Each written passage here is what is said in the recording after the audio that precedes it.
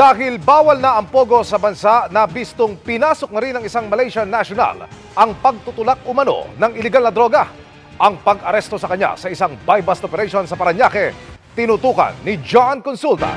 Exclusive!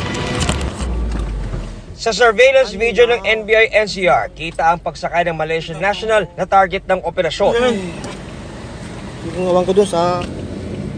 May inabot siya na sachet sa undercover na naglalaman ng ilang gramo ng hininalang shabu.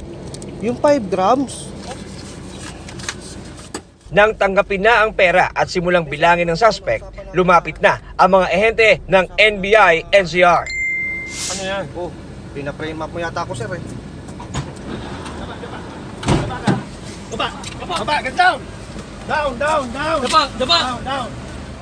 Tiklo sa operasyon ang 30 anyos na Malaysian na empleyado umano ng isang pogo company dito sa Pilipinas. Na-recover sa suspect ang 5 gramo ng shabu na nagkakahalaga ng 30,000 pesos. Ayon sa NBI, nagsimula ng maghanap ng ibang pagkakakitaan ang mga empleyado ng pogo sa bansa, lalo't ipinagbabawal na ang kanilang operasyon. Dahil sa bilin ng ating mahal na Pangulo na talagang wala ng pogo, ay itong iba na mga foreigners na ito ay pumapasok naman sa ibang linya. Ang pogo lumipat na sa drug pushing.